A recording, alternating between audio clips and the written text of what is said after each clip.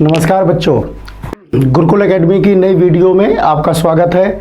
और आज हम लोग विश्व की नदियों की एक सीरीज़ शुरू कर रहे हैं और आज की वीडियो में हम लोग एशिया और अफ्रीका की नदियों को डिटेल में डिस्कस करेंगे।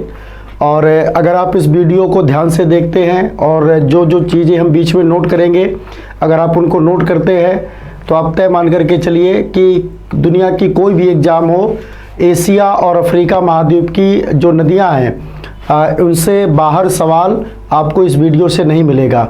तो आइए शुरू करते हैं आज की वीडियो में। जो पहला क्वेश्चन है पहला क्वेश्चन है, मेकांग नदी किस देश से दक्षिण चीन सागर में गिरती है?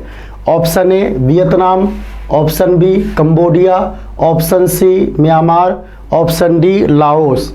और इसका सही जवाब है ऑप्शन ए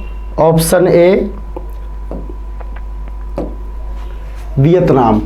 देखिए, मेकांग नदी दक्षिण पूर्व एशिया की एक इम्पोर्टेंट नदी है और मेकांग नदी का उद्गम तिब्बत के पठार से होता है। तिब्बत के पठार से निकल करके यह चीन के यूनान प्रांत में आती है। इसके बाद में म्यांमार और लाओस की सीमा बनाती है और इसके बाद में थाईलैंड लाओस की सीमा बनाती हुई कंबोडिया में जाती है और फिर वियतनाम से दक्षिण चीन सागर में गिरती है। तो इसमें जो सवाल पूछा गया है कि किस देश से दक्षिण चीन सागर में गिरती है, तो वियतनाम इसका सही आंसर है। और इसको आप मैप के माध्यम से भी समझ सकते हैं। और ये जो पूरा का पूरा रूट दिया गया है, ये मेकांग नदी का रूट है बच्चों। मेकांग नदी इस प्रकार से बहती है और ये दक्षिण चीन सागर में जाकर के गिरती है। देखिए यहाँ पर लिखा है साउथ चाइना सी। और ये जो देश है वियतनाम, ठीक है, ये यहाँ से लेकर के यहाँ तक ये पूरा देश जो है वियतनाम है। अब देखिए, इसका उद्गम तिब्बत के पठार से होता है। तो मेकांग नदी तिब्बत के पठार से निकलती है। तिब्बत के पठार से निकल करके चाइना में आती है। चाइना में यहाँ पर एक प्रांत पड़ता है यूनान प्रांत, ठीक है, ये लिखा हुआ यूनान प्रोविंस। तो चाइना के यूनान प्रांत में आती है और इस साइड आपको म्यांमार लिखा हुआ दिख जाएगा, लाओस। तो मेकांग नदी म्यांमार और लाओस की सीमा बनाती है। और फिर इसके बाद में ये थाईलैंड है और यहाँ पर ये लाओस है। तो थाईलैंड और लाओस की भी सीमा बनाती है। थाईलैंड और लाओस की सीमा बनाती हुई ये लाओस से कंबोडिया में जाती है और कंबोडिया से वियतनाम में जाकर के दक्षिण चीन सागर में गिर जाती है। तो इस नदी का जो रूट है वो कुछ इस प्रकार से है, जैसे तिब्बत के पठार से मेकांग नदी निकलती है। तिब्बत के पठार से निकल करके चीन में जाती है, चीन के यूनान प्रांत में जाती है, चीन के यूनान प्रांत से निकलकर म्यांमार और लाओस का बॉर्डर बनाती है, म्यांमार लाओस की सीमा बनाती है।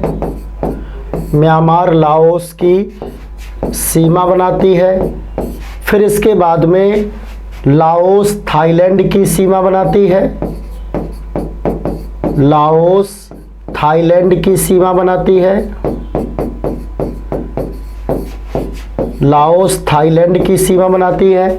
फिर इसके बाद में ये कंबोडिया जाती है।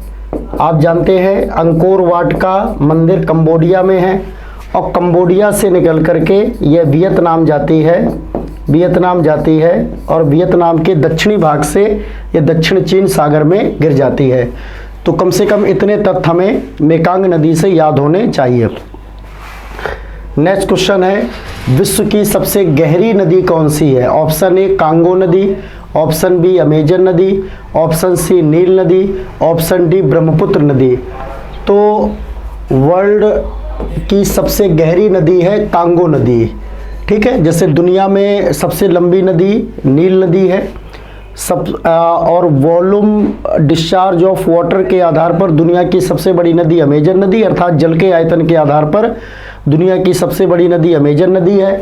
लेकिन इसमें सवाल ये पूछा गया है कि विश्व की सबसे गहरी नदी किसे कहा गया है, तो विश्व की सबसे गहरी नदी है कांगो नदी, जिसकी औसतन रूप से गहराई लगभग 219 से 220 मीटर के आसपास है।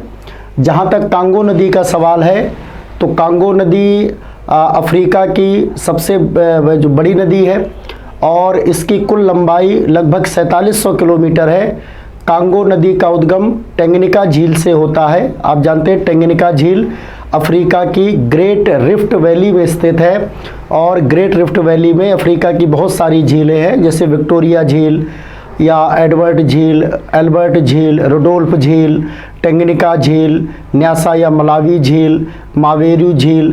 तो ये सारी की सारी अफ्रीका की ग्रेट रिफ्ट वैली में पाई जाती हैं और इनमें से जैसे तंजानिया झील अफ्रीका के 4 देशों में है। इनमें डेमोक्रेटिक रिपब्लिक ऑफ कांगो है और इसमें जाम्बिया है, जाम्बिया के बाद में तंजानिया है और इसके बाद में बुरुंडी है। तो जाम्बिया से बेसिक रूप से ये नदी निकलती है और ये जो है टेंगनिका झील से निकलती है। तो टेंगनिका झील में जाम्बिया का जो हिस्सा आता है उससे ये नदी निकलती है। प्रारंभ में इस नदी को चाम्बेसी रिवर के नाम से जाना जाता है और फिर इसमें लुआ लाबा जैसी अन्य नदियां मिलती हैं और इसके बाद में इसका नाम कांगो नदी हो जाता है। कांगो नदी डेमोक्रेटिक रिपब्लिक ऑफ कांगो और रिपब्लिक ऑफ कांगो का बॉर्डर बनाती है और फिर इसके बाद में ये डेमोक्रेटिक रिपब्लिक ऑफ कांगो से ब्राजीविले वगैरह से डेल्टा का निर्माण करते हुए गिनी की खाड़ी में गिर जाती है। कांगो नदी से एक तथ्य आपको ये भी याद रखना है कि कांगो नदी इक्वेटर को 2 बार काटती है। जैसे विषुवत रेखा को 2 बार काटने वाली नदी कांगो नदी है। कांगो नदी के आसपास अफ्रीका में सदाबहार वन पाए जाते हैं और इन सदाबहार वनों में बहुत छोटे कद की प्रजाति पाई जाती है जिसको पिग्मी के नाम से जाना जाता है। तो अगर ये सवाल पूछा जाए कि पिग्मी कहाँ पर पाए जाते हैं, तो अफ्रीका के सदाबहार वनों में पिग्मी जनजाति पाई जाती है या कांगो नदी के आसपास जो सदाबहार वन पाए जाते हैं उनमें पिग्मी जनजाति पाई जाती है। ये पिग्मी जनजाति वृक्षों पर अपना घर बना करके रहती है और वृक्षों पर बने हुए इनके घर को मोंगुलस के नाम से जाना जाता है।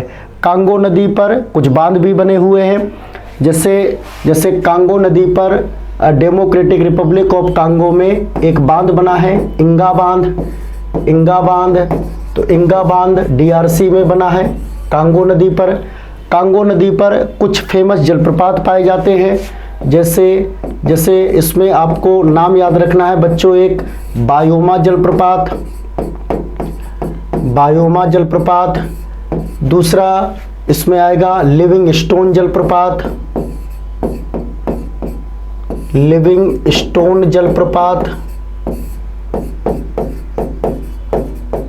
और स्टैनली जलप्रपात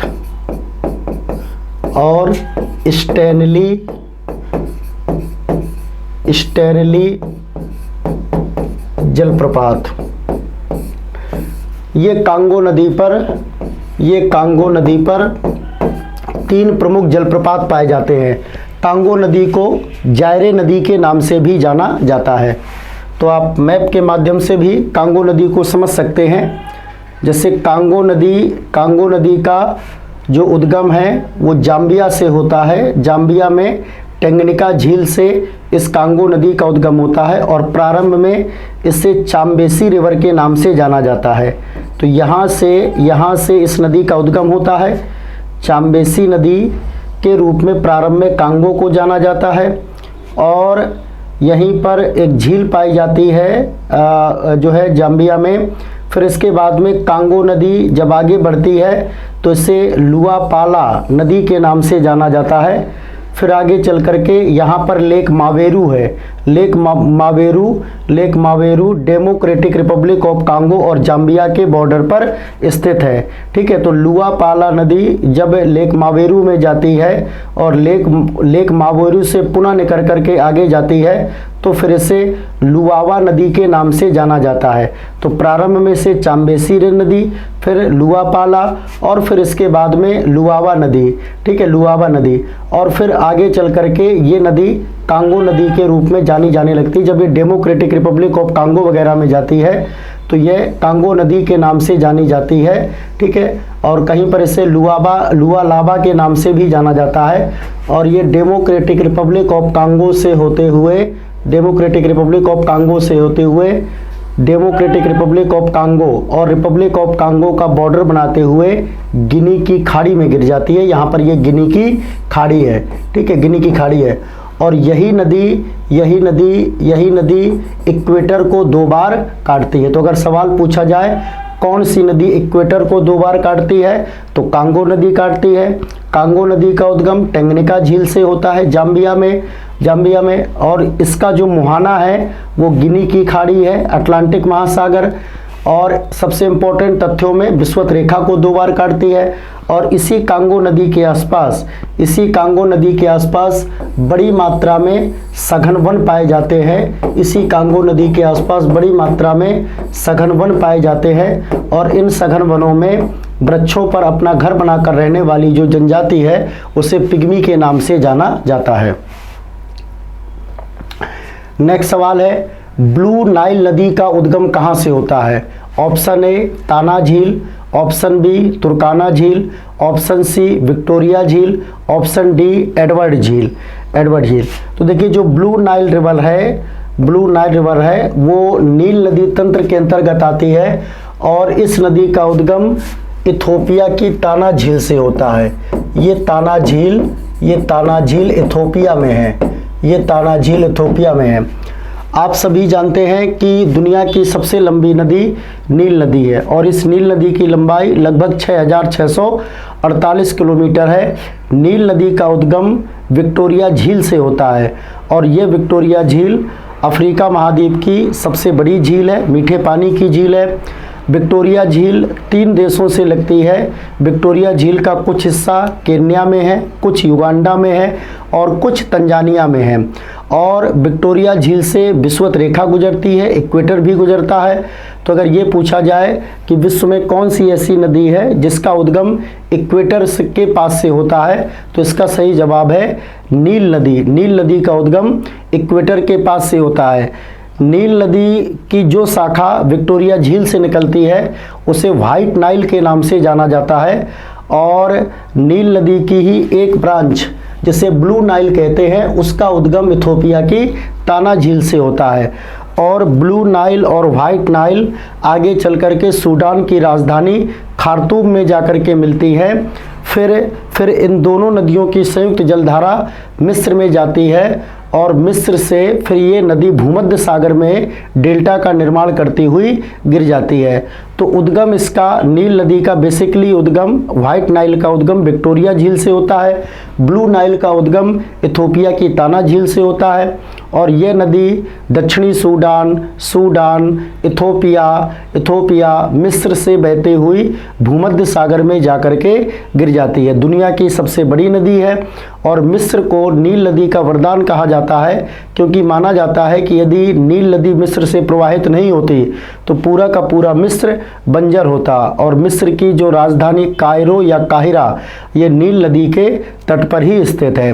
नील नदी पर कुछ फेमस डैम बने हुए हैं। जैसे एक नील नदी पर बांध बना है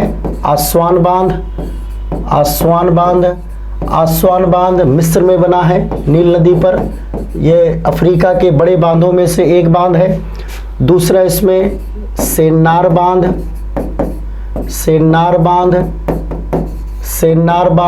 सूडान में है और नदी इसमें है ब्लू नाइल रिवर।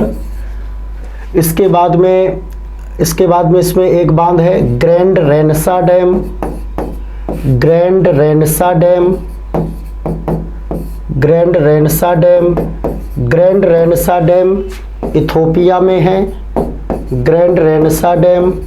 इथोपिया में है। और ये भी ब्लू नाइल रिवर पर बना हुआ है। ठीक, ओवन बांध ये बांध युगांडा में है नील नदी पर। तो ये 4 प्रमुख डैम नील नदी से संबंधित है जो एग्जाम में पूछे जाते हैं।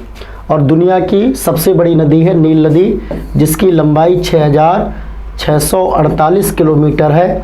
और इस नील नदी के मुहाने की जहाँ तक बात करें तो नील नदी का मुहाना भूमध्य सागर में है। आइए मैप के माध्यम से भी नील नदी को देख लेते हैं। जैसे यहाँ पर ये आपको झील दिख रही है, झील दिख रही है विक्टोरिया झील, ठीक है, ये विक्टोरिया झील है। विक्टोरिया झील का कुछ हिस्सा केन्या में पड़ता है, विक्टोरिया झील का कुछ हिस्सा तंजानिया में है और विक्टोरिया झील का कुछ हिस्सा युगांडा में है। तो विक्टोरिया झील केन्या, युगांडा और तंजानिया से लगती है। और इसमें युगांडा, ठीक है, विक्टोरिया झील का वह हिस्सा जो युगांडा में है वहाँ से वाइट नाइल निकलती है, ठीक है, ये वाइट नाइल है, वाइट नाइल निकलती है। और ये देखिए इथोपिया, ठीक है, ये आपको देश दिख रहा है इथोपिया, इथोपिया में ये झील है ताना झील, ताना झील से ब्लू नाइल निकल रही है, यहाँ पर लिखा हुआ ब्लू नाइल, इथोपिया की ताना झील से ब्लू नाइल नदी निकल रही है। और यहाँ पर लिखा खार्तूम, सूडान की राजधानी खार्तूम में ये दोनों मिल जाती हैं। फिर इस प्रकार से नील नदी, ठीक है, सूडान से होते हुए मिस्र में जाती है, ये इजिप्ट देश है, मिस्र में जाती है। और मिस्र में जैसे यहाँ पर ये आसवान है, लक्सर और यहाँ पर ये मिस्र की राजधानी काहिरा, आसवान, लक्सर और काहिरा से प्रवाहित होती हुई नील नदी भूमध्य सागर में गिर जाती है, ठीक है। तो ये नील नदी है और दुनिया की सबसे लंबी नदी है। नेक्स्ट सवाल है, यूफ्रेटस और टिग्रिस नदियाँ कहाँ पर गिरती है? ऑप्शन ए अरल सागर, ऑप्शन बी फारस की खाड़ी, ऑप्शन सी लाल सागर और ऑप्शन डी भूमध्य सागर। इसका सही जवाब है यूफ्रेटस और टिग्रिस, जिन्हें दजला और फरात नदियों के नाम से भी जाना जाता है। ये नदियाँ फारस की खाड़ी में गिरती हैं। यूफ्रेटस और टिग्रिस नदियों की यदि हम बात करें तो ये नदियाँ तुर्की से निकलती हैं। यूफ्रेटस और टिग्रिस नदियाँ तुर्की से निकलती हैं। तुर्की से निकल कर के सीरिया आती हैं, सीरिया से निकल कर के इराक आती हैं, और इराक से फिर ये फारस की खाड़ी में गिर जाती हैं, फारस की खाड़ी। तो ये एशिया की प्रमुख नदियां हैं जिन्हें यूफ्रेटस और टिग्रिस या दजला, फरात आदि नामों से जाना जाता है। इनका जो बहाव है तुर्की, सीरिया, इराक और फारस की खाड़ी, ठीक है। यदि आप मैप में देखोगे तो इस प्रकार से, जैसे ये इंडिया है, ठीक है, इंडिया, अफ्रीका, ठीक है, यहाँ पर ये देश पड़ता है तुर्की, ठीक है, यहाँ पर ये देश है तुर्की। तो दोनों नदियों का उद्गम तुर्की से होता है, ठीक है, तुर्की से होता है। और ये जो जगह है फारस की खाड़ी, ठीक है, इसे कहते हैं फारस की खाड़ी। और यहाँ पर पाया जाता है ओमान की खाड़ी, यहाँ पर पाया जाता है ओमान की खाड़ी। और आप एक जलसंधि पढ़ोगे, हरमुज जलसंधि, जो फारस की खाड़ी को ओमान की खाड़ी से जोड़ती है। तो दजला और फरात नदियाँ तुर्की से आती हैं, तुर्की से निकल कर के सीरिया आती हैं, इराक में ये दोनों नदियाँ मिल जाती हैं, फिर इसके बाद में फारस की खाड़ी में गिर जाती हैं। कौन सी नदी चीन और रूस की सीमा बनाती है? और ये बहुत शानदार सवाल है। ऑप्शन है पर्ल नदी, वांगो नदी, आमूर नदी, यांगत्से कियांग नदी। इसका सही जवाब है आमूर नदी। चीन और रूस की सीमा बनाने वाली नदी है आमूर नदी। जैसे आमूर नदी निकलती मंगोलिया से है और ये चीन और रूस की सीमा बनाती हुई टार्टर की खाड़ी में गिरती है, टार्टर की खाड़ी में गिरती है, ठीक। और आप सभी जानते हैं कि आमूर एक नदी का भी नाम है और आमूर फाल्कन एक पक्षी का भी नाम है। आमूर फाल्कन एक पक्षी है, ठीक है। दुनिया में एक ऐसा पक्षी जो सर्वाधिक दूरी तय करता है, ठीक है, आमूर फाल्कन पक्षी। और नागालैंड को, ठीक है, भारत में नागालैंड को आमूर फाल्कन की राजधानी कहा जाता है। भारत में नागालैंड को आमूर फाल्कन की राजधानी कहा जाता है। देखिए मैप से आप समझ सकते हैं, ये आमूर नदी है। आमूर नदी चीन और रूस की सीमा बनाती है, और चीन और रूस की सीमा बनाती हुई ओखोटस्क सागर के अंतर्गत यहाँ पर जैसे टार्टर की खाड़ी कहते हैं, टार्टर की खाड़ी में गिर जाती है। तो आमूर नदी से आमतौर पर एक ही सवाल पूछा जाता है कि कौन सी नदी चीन और रूस की सीमा बनाती है। इसका सही जवाब है आमूर नदी। नेक्स्ट सवाल है, एशिया की सबसे लंबी व किसी एक ही देश में प्रवाहित होने वाली सबसे लंबी नदी कौन सी है? तो देखो यहीं से जो है इस सवाल का जवाब मिल जाता है। एशिया की सबसे लंबी नदी ऑप्शन है यांगत्से कियांग, नील नदी, मिसौरी नदी, मिसिसिपी नदी। तो एशिया की सबसे लंबी नदी है यांगत्से कियांग नदी। इस यांगत्से कियांग नदी का उद्गम तिब्बत के पठार से होता है, और ये नदी केवल और केवल चीन में प्रवाहित होती हुई पूर्वी चीन सागर में गिरती है। इसी यांगत्से कियांग नदी पर चीन में एक बांध बना हुआ है जो बहुत बड़ा बांध है। इस बांध को थ्री गॉर्जेज डैम के नाम से जाना जाता है। तो अगर पूछा जाए थ्री गॉर्जेज डैम किस नदी पर बना हुआ है, तो यह चीन में यांगत्से कियांग नदी पर बना हुआ है। और यांगत्से कियांग नदी तिब्बत के पठार से निकलती है। यह केवल एक ही देश में बहती है, चीन में बहती है और पूर्वी चीन सागर में गिरती है। नील नदी आपने पढ़ा कि दुनिया की सबसे लंबी नदी नील नदी है। अफ्रीका की भी सबसे लंबी नदी नील नदी है। मिसौरी और मिसिसिपी नदियाँ ये हम अमेरिका में पढ़ेंगे। पूरे उत्तरी अमेरिका महाद्वीप का जो सबसे बड़ा नदी तंत्र है वो मिसौरी और मिसिसिपी नदी तंत्र है। मिसौरी मिसिसिपी की सहायक नदी है। मिसौरी नदी का उद्गम रॉकी पर्वत से होता है, और मिसिसिपी नदी का उद्गम इटास्का झील से होता है। और मिसिसिपी नदी मिसौरी और अपनी अन्य सहायक नदियों का जल लेती हुई मैक्सिको की खाड़ी में जाकर के गिर जाती है। तो इसको हम लोग जब आगे एक वीडियो में डिस्कस करेंगे, जैसे अभी यूरोप की नदियाँ या अमेरिका की नदियाँ, तो अब इस सवाल को हम डिटेल से डिस्कस करेंगे। आज के वीडियो में हम लोग डिस्कस कर रहे हैं अफ्रीका और एशिया की नदियाँ। तो देखो ये मैप से आप देख सकते हैं, ये नदी है आपकी यांगत्से कियांग, ठीक है। यांगत्से कियांग इस प्रकार से चीन में ही बहती है, यांगत्से कियांग नदी, यांगत्से कियांग नदी। और देखिए संघाई, कभी पेपर में पूछा जाए कि संघाई किस नदी के तट पर स्थित है, तो इसका सही जवाब होगा यांगत्से कियांग। और यांगत्से कियांग के उत्तर में, ठीक है, यांगत्से कियांग नदी के उत्तर में एक और चीन में नदी बहती है। इसका भी उद्गम तिब्बत के पठार से होता है, और इस नदी को येलो रिवर या वांगहो नदी के नाम से जाना जाता है। तो ये नदी येलो रिवर है, ये इसको वांगहो नदी कहते हैं। इससे चीन का शोक भी कहा जाता है, यानी पीत नदी या वांगहो नदी को चीन का शोक भी कहा जाता है। और ये नदी पीला सागर में गिरती है। तो वांगहो नदी अपना मुहाना कहाँ पर बनाती है? पीला सागर में। ये यांगत्से कियांग नदी है, यांगत्से कियांग नदी अपना मुहाना कहाँ पर बनाती है? पूर्वी चीन सागर में बनाती है, ठीक है, पूर्वी चीन सागर में बनाती है। और फिर चीन में एक और नदी बहती है, जिसको पर्ल नदी के नाम से जाना जाता है। ये पर्ल नदी, ठीक है, ये पर्ल नदी दक्षिण चीन सागर में गिरती है। तो यहाँ पर आप एक छोटी सी नदी का और नाम याद रखे रहिएगा, पर्ल नदी भी चीन में बहती है। और पर्ल नदी अपना मुहाना कहाँ पर बनाती है? दक्षिण चीन सागर में अपना मुहाना बनाती है।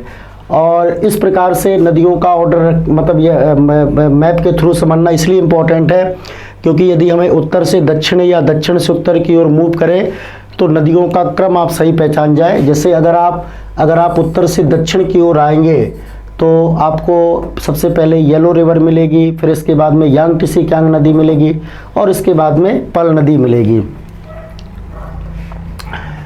नेक्स्ट सवाल है, निम्नलिखित को सुमेलित कीजिए। आसवान बांध, सेन्नार बांध, कैंजी बांध, इंगा बांध। तो देखिए आसवान बांध जो मिस्र में बना है, इसका संबंध नील नदी से है। सेन्नार बांध या ग्रैंड रेनेसां डैम, ये दोनों डैम एक साथ लिखे हुए हैं। सेन्नार बांध या ग्रैंड रेनसा डैम, इनमें से सेन्नार बांध सूडान में बना है, ग्रैंड रेनसा डैम इथोपिया में बना है और ये नीली नील यानी ब्लू नील से संबंधित है। कैंजी बांध, ठीक है, ये नाइजर नदी से संबंधित है, नाइजीरिया में बना है। और इंगा बांध ये कांगो नदी से संबंधित है। तो आस्वान बांध मिस्र में नील नदी पर बना है, सेन्नार बांध सूडान में, ग्रैंड रेनसा डैम इथोपिया में नीली नील नदी पर बने हैं, कैंजी बांध नाइजीरिया में नाइजर नदी पर बना है और इंगा बांध ये डेमोक्रेटिक रिपब्लिक ऑफ कांगो में कांगो नदी या जायरे नदी पर बना है। विक्टोरिया जलप्रपात का संबंध किस नदी से है? ऑप्शन ए जाम्बेजी नदी, ऑप्शन बी लिम्पोपो नदी, ठीक है, ये लिम्पोपो नदी है। ऑप्शन ए जाम्बेजी नदी, ऑप्शन बी लिम्पोपो नदी, ऑप्शन सी ऑरेंज नदी और ऑप्शन डी वॉल नदी। तो विक्टोरिया जलप्रपात का संबंध जाम्बेजी नदी से है। देखिए अफ्रीका महाद्वीप की वो नदी जो हिंद महासागर में गिरती है प्रमुख नदी है और इस नदी का नाम है जाम्बेजी नदी। हिंद महासागर में अफ्रीका महाद्वीप की गिरने वाली सबसे बड़ी नदी जाम्बेजी नदी है। जाम्बेजी नदी का उद्गम अगेन जाम्बिया से होता है, जाम्बिया से निकल करके ये अंगोला जाती है, अंगोला से निकल करके पुनः जाम्बिया जाती है और जाम्बिया बोत्सवाना का थोड़ा सा बॉर्डर बनाती है, फिर इसके बाद में जिम्बाब्वे और जाम्बिया का बॉर्डर बनाती है और फिर ये मोजाम्बिक से हिंद महासागर में गिर जाती है। तो ये जाम्बेजी नदी का बहाव है और जाम्बेजी नदी पर जिम्बाब्वे और जाम्बिया के बॉर्डर पर एक फेमस जलप्रपात पाया जाता है जिसको विक्टोरिया जलप्रपात के नाम से जानते हैं। आपको कंफ्यूज नहीं होना है, विक्टोरिया नाम की झील भी है और विक्टोरिया नाम का जलप्रपात भी है। विक्टोरिया झील का संबंध अफ्रीका महाद्वीप से है, केन्या, युगांडा, तंजानिया में स्थित है और विक्टोरिया जलप्रपात का संबंध जाम्बेजी नदी से है और यह विक्टोरिया जलप्रपात जिम्बाब्वे और जाम्बिया के बॉर्डर पर बना हुआ है। और जिम्बाब्वे और जाम्बिया के बॉर्डर पर जाम्बेजी नदी में एक बांध बना हुआ है जिसे करीबा बांध के नाम से जाना जाता है, करीबा बांध। तो करीबा बांध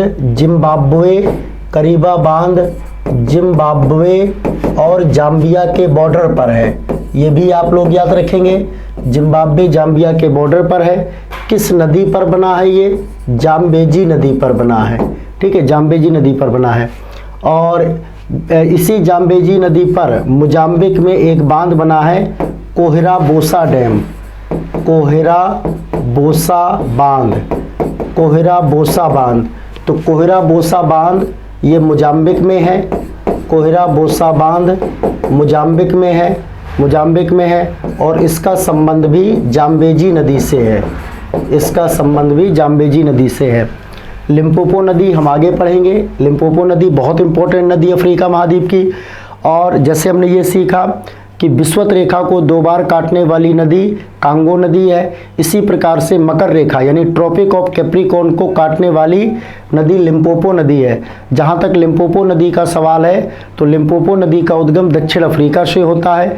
दक्षिण अफ्रीका और बोत्सवाना का बॉर्डर बनाते हुए, दक्षिण अफ्रीका बोत्सवाना का बॉर्डर बनाते हुए और दक्षिण अफ्रीका जिम्बाब्वे का बॉर्डर बनाते हुए यह लिम्पोपो नदी अगेन मोजाम्बिक से हिंद महासागर में गिर जाती है। तो हिंद महासागर में गिरने वाली अफ्रीका की 2 प्रमुख नदियां हैं, इनमें से एक है जाम्बेजी नदी और दूसरी है लिम्पोपो नदी। लिम्पोपो नदी दक्षिण अफ्रीका बोत्सवाना और दक्षिण अफ्रीका जिम्बाब्वे का बॉर्डर बनाती हुई मोजाम्बिक से हिंद महासागर में गिरती है। और ये जो तीसरी नदी इसमें लिखी हुई ऑरेंज नदी, इसकी भी चर्चा इसी वीडियो में हम लोग करेंगे। जैसे ऑरेंज नदी का उद्गम ड्रैकेंसबर्ग पर्वत से होता है, यह ड्रैकेंसबर्ग पर्वत लेसोथो और दक्षिण अफ्रीका में है। तो लेसोथो से लेसोथो के हिस्से वाले ड्रैकेंसबर्ग पर्वत से ऑरेंज नदी का उद्गम होता है और ऑरेंज नदी दक्षिण अफ्रीका और नामीबिया की सीमा बनाती हुई अटलांटिक महासागर में गिरती है। और ये जो वॉल नदी लिखा है ये दक्षिण अफ्रीका में बहती है, वॉल ऑरेंज की एक सहायक नदी है। दक्षिण अफ्रीका की सबसे बड़ी नदी है ऑरेंज नदी और वॉल बच्चों ऑरेंज की एक सहायक नदी है। तो मैप के माध्यम से भी आप जाम्बेजी नदी को समझ लीजिए। जैसे ये जाम्बेजी नदी का रूट दिया गया है, जाम्बेजी नदी। तो देखिए जाम्बेजी नदी का उद्गम जाम्बिया और डेमोक्रेटिक रिपब्लिक ऑफ कांगो के बॉर्डर से होता है। ठीक है, यहाँ से जाम्बेजी नदी निकलती है। इसके बाद में जाम्बेजी नदी अंगोला आती है। ठीक है, अंगोला आती है। अंगोला से निकल करके पुनः ये जाम्बिया में आती है। ठीक है, जाम्बिया में आती है और थोड़ा बॉर्डर, ठीक है, थोड़ा बॉर्डर ये जाम्बिया और बोत्सवाना में बनाती है। और फिर इसके बाद में यहाँ पर ये विक्टोरिया जलप्रपात, देखो ये जाम्बिया है और ये जिम्बाब्वे है। जाम्बिया और जिम्बाब्वे के बॉर्डर पर यहाँ पर जाम्बेजी नदी विक्टोरिया जलप्रपात बनाती है। फिर आगे चल करके जिम्बाब्वे और जाम्बिया के बॉर्डर पर ही इसमें करीबा बांध बना है। फिर ये आगे चल करके मोजाम्बिक जाती है। ठीक है, मोजाम्बिक में देखिए कोबरा बासा, ठीक है, मोजाम्बिक में कोबरा बासा डैम बना हुआ है।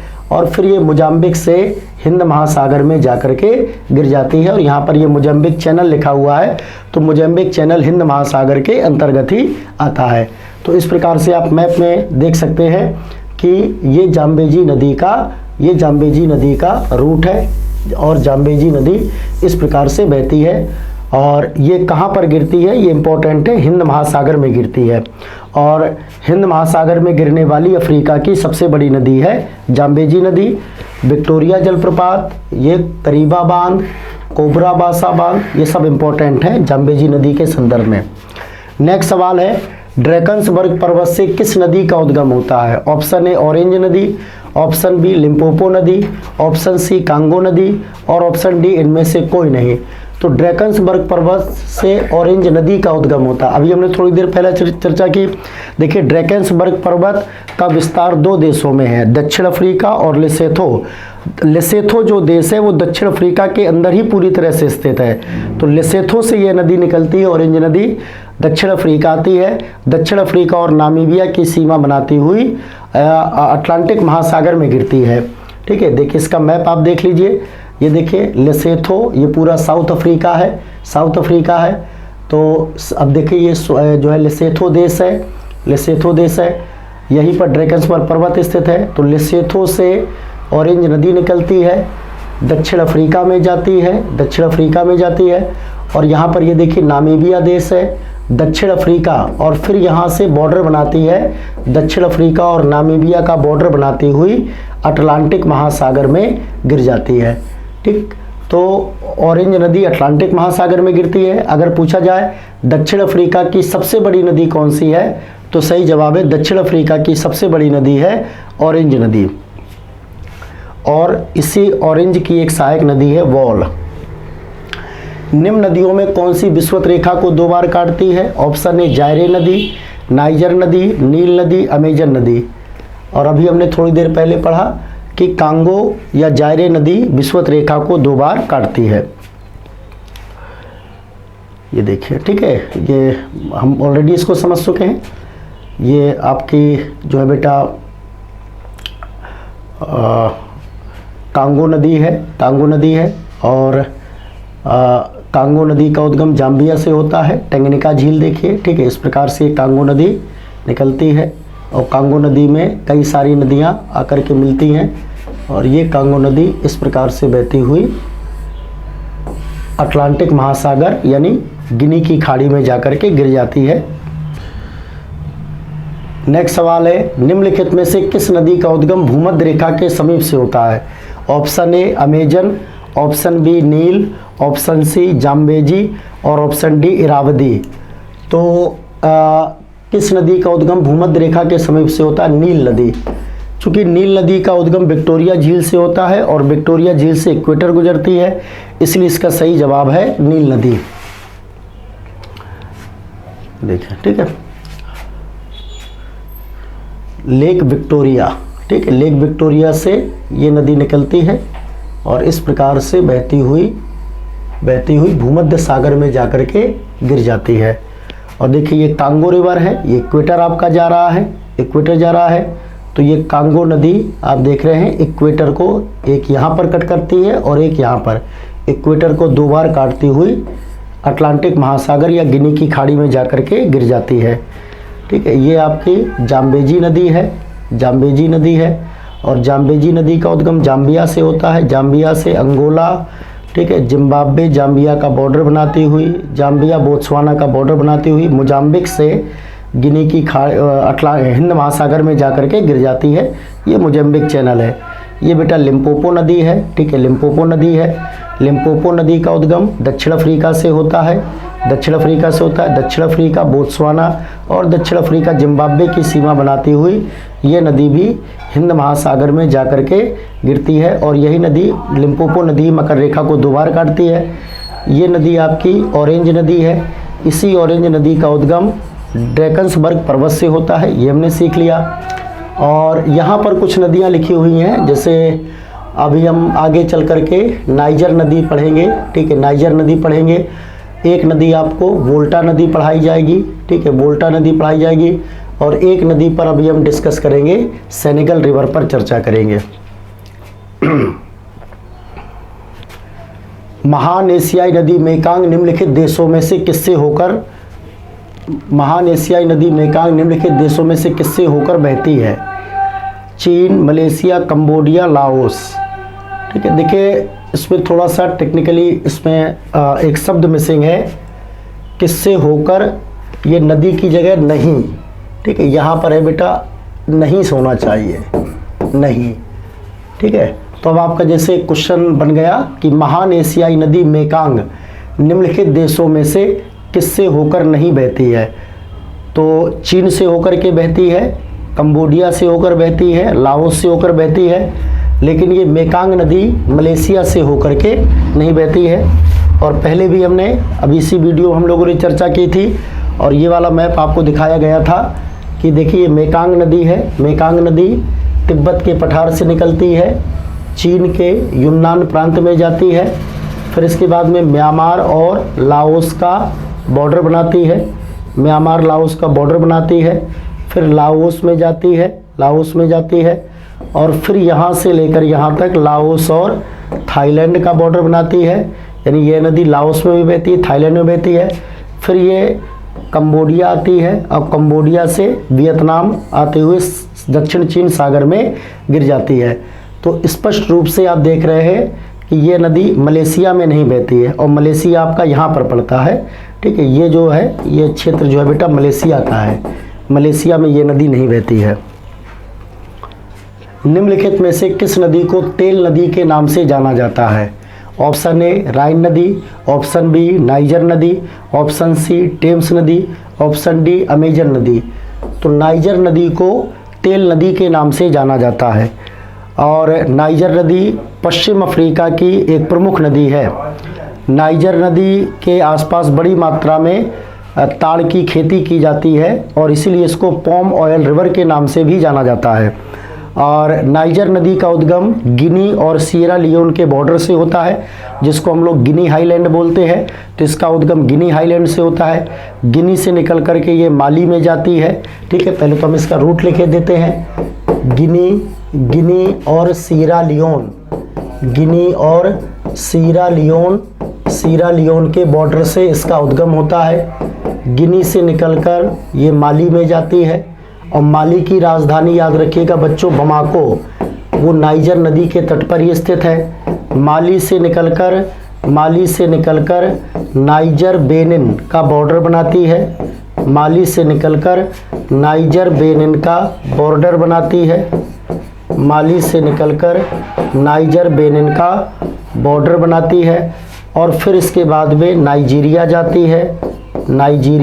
है और नाइजीरिया से गिनी की खाड़ी में गिरती है, नाइजीरिया से गिनी की खाड़ी में गिरती है।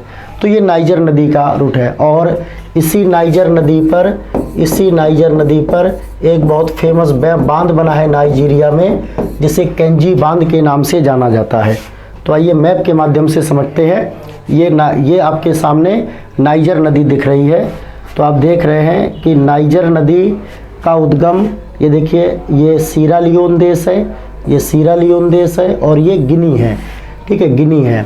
और गिनी और सीरा लियोन के बॉर्डर से इस नदी का उद्गम होता है, ठीक है। इसके बाद में ये गिनी में से बहते हुए माली जाती है, जैसे ये देश यहाँ पर माली है, देखिए माली, ठीक है, माली जाती है। माली की राजधानी बमाको इसी नदी के तट पर स्थित है, ठीक है। अब ये माली में ही बहती है।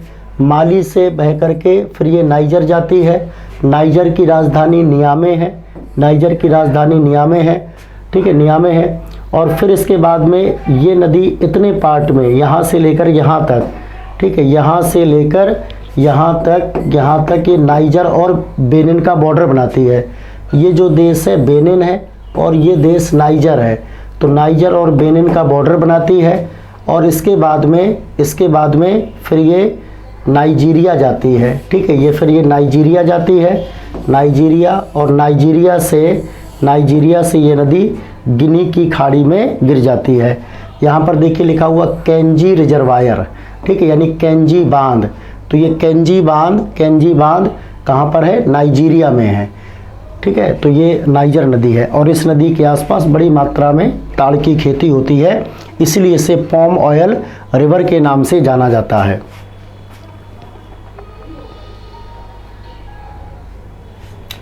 ओब नदी किस में गिरती है? ऑप्शन ए कैस्पियन सागर, ऑप्शन बी काला सागर, ऑप्शन सी बाल्टिक सागर, ऑप्शन डी आर्कटिक सागर। तो ओब नदी गिरती है आर्कटिक सागर में, या आर्कटिक महासागर में। देखिए बेटा, एशिया की कुछ नदियाँ जो दक्षिण से उत्तर की ओर बहती हैं, उन 3-4 नदियों के नाम आपको याद रखने हैं। जैसे अभी इसमें एक नदी है ओब नदी, येनिसी, ओब, येनिसी, लीना, इंडिगेरिका,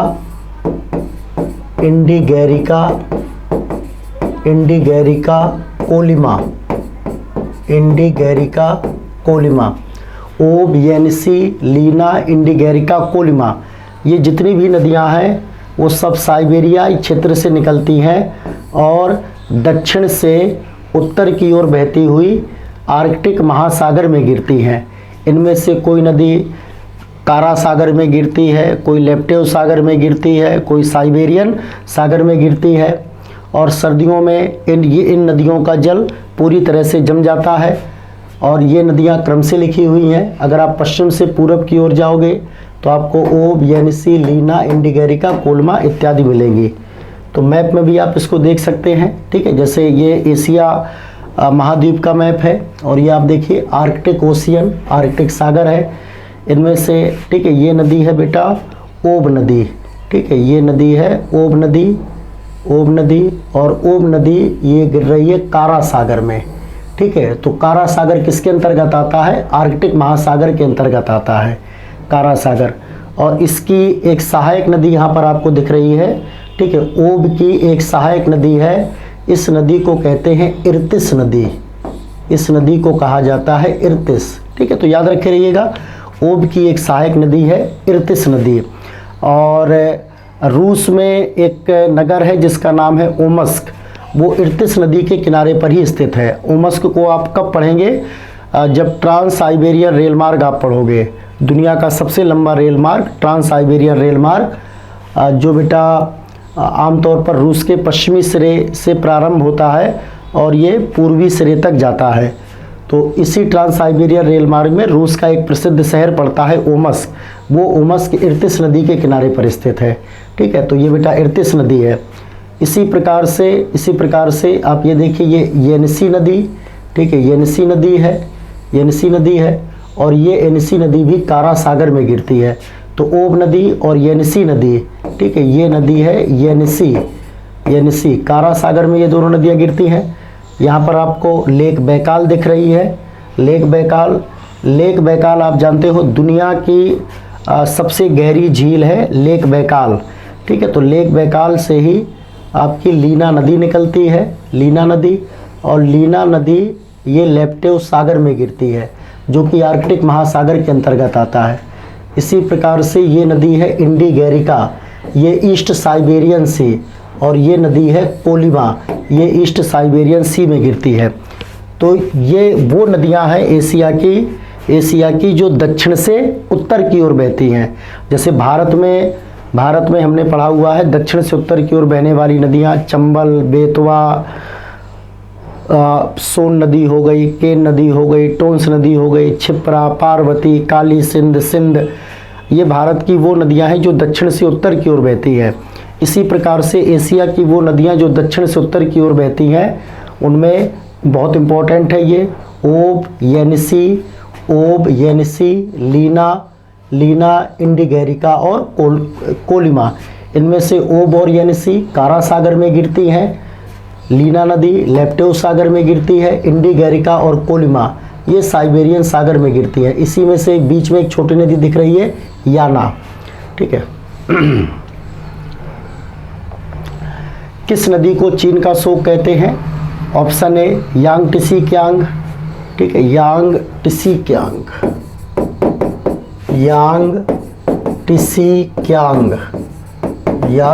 क्यांग, वांगो नदी, आमूर नदी, साल्वीन नदी। तो चीन का शोक कहा जाता है, वांगो नदी को चीन का शोक कहते हैं क्योंकि चीन में बाढ़ का कारण वांगो नदी बनती है, इसलिए चीन के लोग वांगो को चीन का शोक कहते हैं। जैसे भारत में कोसी नदी को बिहार का शोक कहा जाता है। और वांगो नदी को हमने डिस्कस कर ही लिया है कि तिब्बत के पठार से अपनी वांगो नदी उत्पत्ति पाती है और वांगो नदी पीला सागर में जाकर के गिर जाती है, डेल्टा का निर्माण कराती हुई। हाँ, वांगो नदी की एक विशेषता और है, जैसे कभी पूछा जाए कि कौन सी नदी परित्यक्त डेल्टा बनाती है, परित्यक्त डेल्टा का निर्माण यानी एबंडन्ड डेल्टा, परित्यक्त डेल्टा का निर्माण कौन सी नदी करती है, तो इसका सही जवाब होगा वांगो नदी या येलो रिवर परित्यक्त डेल्टा का निर्माण करती है। देखो बेटा, परित्यक्त डेल्टा होता क्या है? कोई नदी जो मुख्य नदी जो अपना मार्ग बहुत ज़्यादा परिवर्तन करती है, ठीक है। तो मान लीजिए कोई नदी है आज वो अपना डेल्टा यहाँ पर बना रही है, ठीक है, कुछ समय के पश्चात में उसने अपना मार्ग परिवर्तन कर लिया और अब वो अपना डेल्टा यहाँ पर बनाएगी। तो ये जो पीछे छूटा हुआ डेल्टा है इसी को कहा जाता है एबंडन्ड डेल्टा। तो अगर ये सवाल पूछा जाए कि दुनिया में कौन सी नदी प्रत्येक डेल्टा का निर्माण करती है, तो आप बताएंगे वांगो नदी या येलो रिवर ही प्रत्येक डेल्टा का निर्माण करती है। सर और आमू नदियां गिरती हैं। ऑप्शन ए कैस्पियन सागर, ऑप्शन बी काला सागर, ऑप्शन सी बाल्टिक सागर और ऑप्शन डी अरल सागर, ठीक है। इनको सर दरिया और आमू दरिया के नाम से भी जाना जाता है। ये मध्य एशिया की बहुत प्रसिद्ध नदियां हैं, सर दरिया और आमू दरिया। तो सर दरिया और आमू दरिया मध्य एशिया से बहती हैं। आप जानते हैं मध्य एशिया में जैसे कजाकिस्तान है, उज्बेकिस्तान है, किर्गिस्तान है, तुर्कमेनिस्तान है, तजाकिस्तान है, ये 5 देश सेंट्रल एशिया के अंतर्गत आते हैं। तो सेंट्रल एशिया से 2 प्रमुख नदियां बहती हैं, एक का नाम है सर दरिया और दूसरे का नाम है आमू दरिया। और ये सर दरिया और आमू दरिया नदियां अरल सागर में गिरती हैं। अरल सागर आपको कजाकिस्तान और उज्बेकिस्तान के बॉर्डर पर देखने को मिलेगा। अरल सागर कजाकिस्तान और उज्बेकिस्तान, अरल सागर कजाकिस्तान और उज्बेकिस्तान के बॉर्डर पर देखने को मिलेगा। तो देखिए ये मैप के माध्यम से आप समझ सकते हैं, ये सर दरिया और आमू दरिया का मैप बना हुआ है। इनमें से जैसे ये नदी ऊपर की ओर आपको दिख रही है, ऊपर की ओर दिख रही है, ये है सिर दरिया, ठीक है, सिर दरिया। तो सिर दरिया नदी, ठीक है, सिर दरिया नदी किर्गिस्तान से निकलती है, ठीक है, किर्गिस्तान से इस प्रकार से निकलती है, किर्गिस्तान से उज्बेकिस्तान, ठीक है, उज्बेकिस्तान और तजाकिस्तान बहती हुई कजाकिस्तान से जाकर के अरल सागर में गिर जाती है। तो अरल सागर के उत्तरी सिरे पर गिरती है सर दरिया नदी, ठीक है, किर्गिस्तान से अपनी उत्पत्ति पाती है। किर्गिस्तान, तजाकिस्तान, उज्बेकिस्तान, कजाकिस्तान इन सबसे बहते हुए ये नदी अरल सागर के उत्तरी सिरे पर गिरती है, ठीक है, अरल सागर के उत्तरी सिरे पर गिरती है। फिर इसके बाद में आता है आमू दरिया, ठीक है, आमू दरिया। तो आमू दरिया जो नदी है उसका भी उद्गम किर्गिस्तान से होता है, किर्गिस्तान, ठीक है, ताजिकिस्तान फिर अफगानिस्तान का कुछ बॉर्डर बनाती है। और ये जो है बेटा उज्बेकिस्तान वगैरह से बहते हुए अरल सागर के दक्षिणी सिरे पर जाकर के गिर जाती है। तो ये दोनों नदियाँ सिर दरिया और आमू दरिया जो सेंट्रल एशिया से निकलती हैं, पामीर क्षेत्र से इन नदियों का उद्गम होता है और ये नदियाँ अरल सागर में गिरती हैं, जिनमें सिर दरिया अरल सागर के उत्तरी सिरे पर और आमू दरिया अरल सागर के दक्षिणी सिरे पर। एशिया की निम्नलिखित में से कौन सी नदी दक्षिण को प्रवाहित होती है? ऑप्शन ए आमूर नदी, ऑप्शन बी लीना नदी, ऑप्शन सी ओब नदी और ऑप्शन डी साल्वीन नदी। तो देखिए, आमूर नदी तो आमतौर पर पूरब की ओर बहती है, लीना नदी दक्षिण से उत्तर की ओर बहती है, ओब नदी भी दक्षिण से उत्तर की ओर बहती है, साल्वीन नदी ये उत्तर से दक्षिण की ओर बहती है। और साल्वीन नदी का उद्गम भी चीन तिब्बत के पठार में होता है। ये म्यांमार की प्रमुख नदी है और साल्वीन नदी म्यांमार से प्रवाहित होते हुई अंडमान सागर में गिर जाती है। साल्वीन नदी म्यांमार से प्रवाहित होती हुई अंडमान सागर में गिर जाती है। तो ये देखिए साल्वीन नदी का ये मैप है आपके सामने और ये साल्वीन नदी चाइना से निकलती है, ठीक है। फिर इसके बाद में म्यांमार में आती है, म्यांमार में आती है, ठीक है। इस प्रकार से म्यांमार में आती है और कुछ बॉर्डर, ठीक है, कुछ बॉर्डर म्यांमार और थाईलैंड के बीच में बनाती है, कुछ बॉर्डर म्यांमार और थाईलैंड के बीच में बनाती है। और फिर इसके बाद में म्यांमार से अंडमान सागर में गिरती है। देखो लिखा अंडमान सागर, तो याद रखे रहिएगा साल्वीन नदी कहाँ पर गिरती है? अंडमान सागर में गिरती है और ये म्यांमार में प्रमुख रूप से बहती है, थोड़ा बॉर्डर म्यांमार और थाईलैंड के बीच में बनाती है। और ये नदी उत्तर से दक्षिण की ओर बहती है। उत्तर से दक्षिण की ओर बहने वाली म्यांमार में एक नदी और है जिसको कहते हैं इरावदी नदी, ठीक है। उत्तर से दक्षिण की ओर बहने वाली म्यांमार में एक और नदी है जिसको कहते हैं इरावदी नदी। तो ये भी याद रखिएगा इरावदी नदी। जो बेटा कभी पूछा जाए कि म्यांमार की लाइफलाइन किसे कहा जाता है, म्यांमार की जीवन रेखा किस नदी को कहते हैं, तो इरावदी नदी को म्यांमार की जीवन रेखा कहते हैं। और ये इरावदी नदी भी अंडमान सागर में जाकर के गिरती है। विश्व की सबसे लंबी नदी, ऑप्शन ए आमूर नदी, ऑप्शन बी वांगो नदी, ऑप्शन सी अमेजन नदी, ऑप्शन डी नील नदी। तो विश्व की सबसे लंबी नदी है नील नदी और दूसरी सबसे लंबी नदी है अमेजन। थ्री गॉर्जेस डैम किस नदी पर बना है? Option A Yangtze Kiang, option B वांगो नदी, ऑप्शन सी पर्ल नदी, ऑप्शन डी ब्रह्मपुत्र नदी। तो चीन में Three Gorges Dam Yangtze Kiang नदी पर बना है।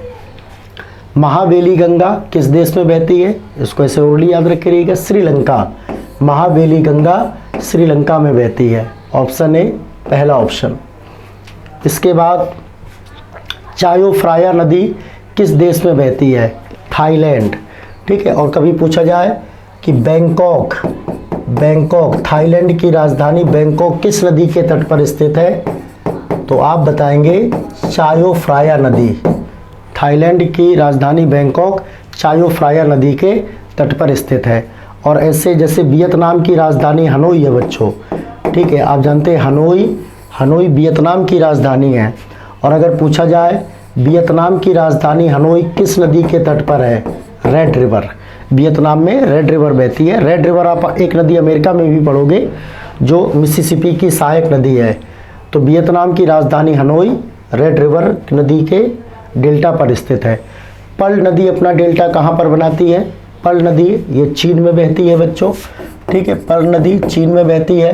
तो पर्ल नदी अपना डेल्टा बनाती है दक्षिण चीन सागर में, ठीक है।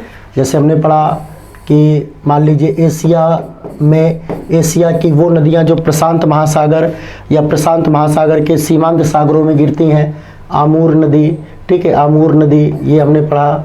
और आमूर के बाद में फिर हमने पढ़ा येलो रिवर, ठीक है। येलो रिवर के बाद में फिर हमने पढ़ा यांगटीसी कियांग और यांगटीसी कियांग के बाद में फिर पर्ल नदी।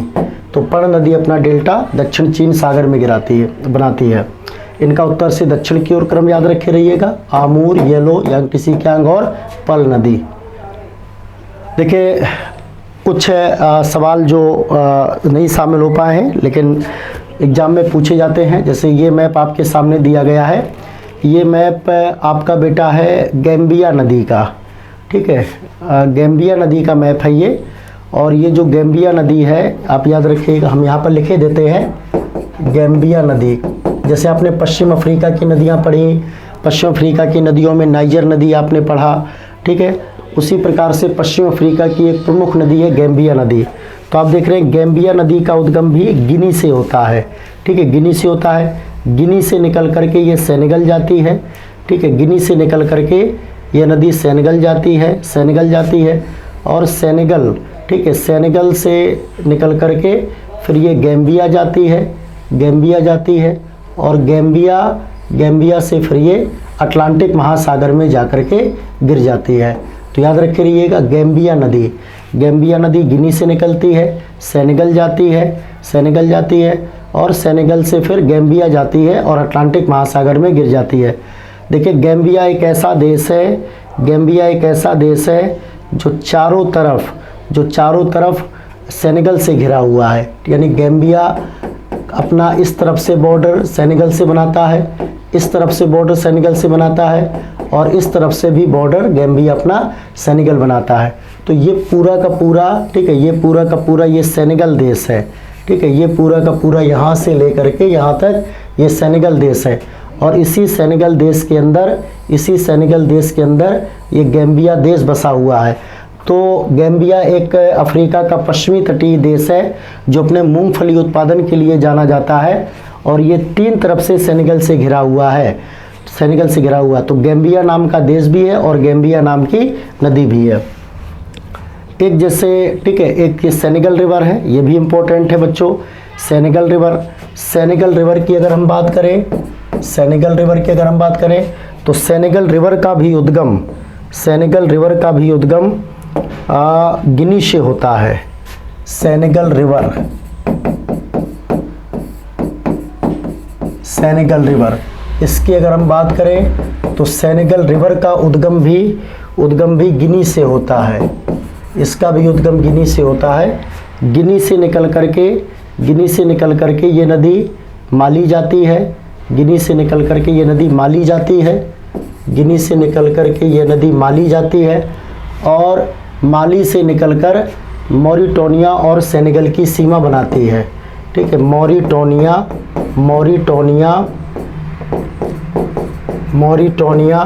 और सेनेगल का बॉर्डर बनाती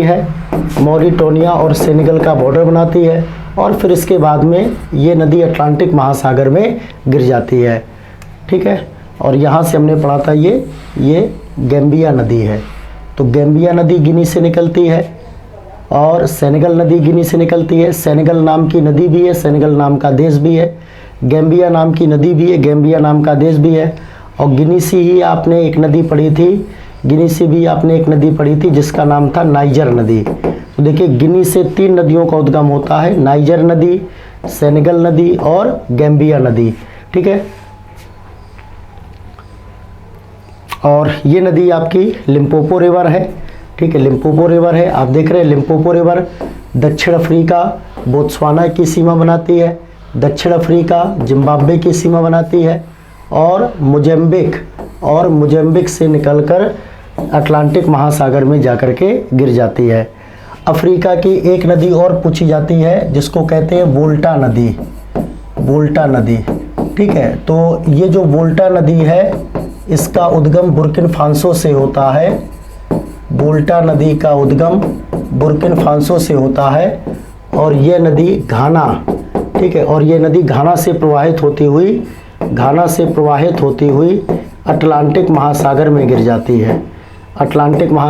जाती है, वोल्टा नदी से एक बांध पूछा जाता है, जैसे वोल्टा बांध पूछा जाए आपसे, वोल्टा बांध किस नदी पर है? वोल्टा नदी पर है। कहाँ पर है? घाना में है, ठीक है, घाना में है।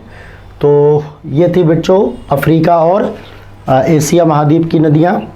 उम्मीद है आपको ये सेशन पसंद आएगा, और नेक्स्ट वीडियो में हम लोग जो बची नदियां हैं जैसे यूरोप महाद्वीप, उत्तरी अमेरिका महाद्वीप और दक्षिणी अमेरिका महाद्वीप या ऑस्ट्रेलिया महाद्वीप, इन सब की नदियों को डिस्कस करेंगे। ऑस्ट्रेलिया महाद्वीप में ज़्यादा नदियां नहीं जो है पढ़ी जाती हैं विश्व की नदियों के अंतर्गत। जैसे पूछा जाए ऑस्ट्रेलिया महाद्वीप की सबसे बड़ी नदी कौन है, तो मरे डार्लिंग जो नदी तंत्र है वो ऑस्ट्रेलिया महाद्वीप का सबसे बड़ा नदी तंत्र है।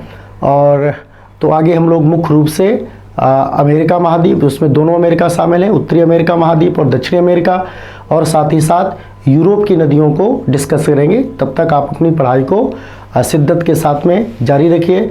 चैनल को सब्सक्राइब कीजिए, लाइक कीजिए। अगर आप कुछ सुझाव देना चाहते हैं तो आपके सुझावों को भी हम सहर्ष स्वीकार करते हैं। बहुत बहुत धन्यवाद।